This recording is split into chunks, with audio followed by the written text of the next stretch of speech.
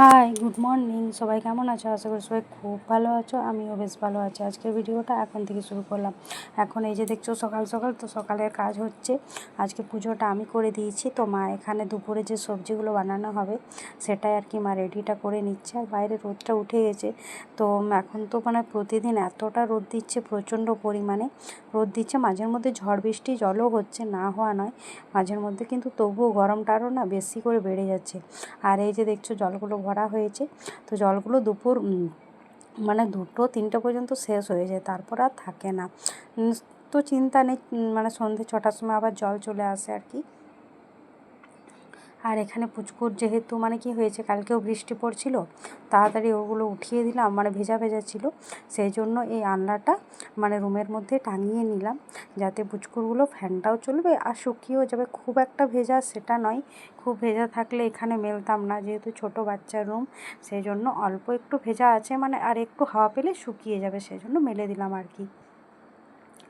আর এখানে বাবা নিয়ে আসলো এই যে দেখছো কচি কচি পেয়ারাগুলো, তো এগুলো বাবা বলছে সেদ্ধ করে জলটা খাবে নাকি। আর টমেটো নিয়ে আসলো। আর এখানে আমি বানালাম আজকে ঘুগনি। তো মটরটা তো অনেকক্ষণ সেদ্ধ হতে দিয়েছিলাম, কিন্তু মনে হয় কুকারে সেদ্ধটা ভালোভাবে হয়নি, সেই জন্য একটু জলটা বেশি পরিমাণে দিলাম, যাতে আর একটু ভালোভাবে ফুটে যায়। আর এখানে মা করবে ভেন্ডি ভাজা, আরও টুকটাক সবজি বানাবে, সেগুলো এখন কেটে কুটে রাখেনি আর কি। আর বাবা গাজরও নিয়ে আসলো বাজার থেকে। আর এই যে দেখছো বাইরে, তো বাইরেও সব মেলা কমপ্লিট, যত যা ছিল পুচকুরটাও মেলে দিলাম, পুচকুর যতগুলো ড্রেস ছিল। আর এখানে একটা বেডশিটও আজকে আমাদের বেডশিটটাও কাচা হয়েছে, সেটাও মেলে রেখে দিলাম। কেননা 4 দিন পর পরে আমি বেডশিটটা কেচে নিই, ওর বেশি দিন রাখি না, খুব মানে ধুলোবালি নোংরা হয়ে যায়, তো সেই জন্য উঠিয়ে দিই, ওর বেশি রাখি না। আর ছোটো বাচ্চা রুমে যতটা পরিষ্কারভাবে রাখা যায় আর কি, সেটাই ভালো, সেই জন্য আমি চেষ্টা করি 4 দিন পর পরে উঠিয়ে দিতে। আর এখানে একটু দুধ নিয়ে নিলাম,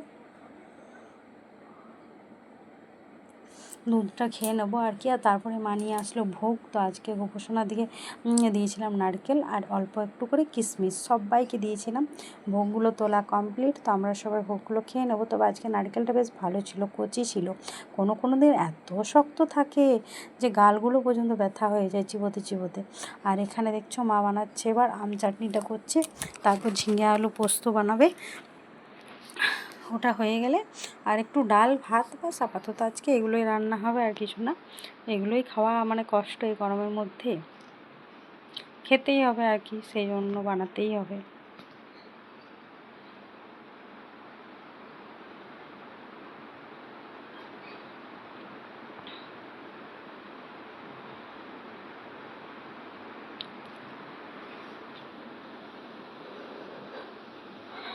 আমটা গুড় আম করছি, অন্যান্য দিন আমি আমটা পুড়িয়ে দিই। আজকে মা মানে কালকেই হয়েছে, প্রচুর ঝড় দিয়েছিল, তো আমাদের গাছের অনেকগুলো আম পড়ে গেছে, তো সেগুলোই মা বলছে কয়েকটা চাটনি করে দিই। আর এখানে দেখছো রাত হয়ে গেছে, অনেকটা টাইম হয়ে গেছে, তো আমি এখানে এখনই বানালাম চাউমিন।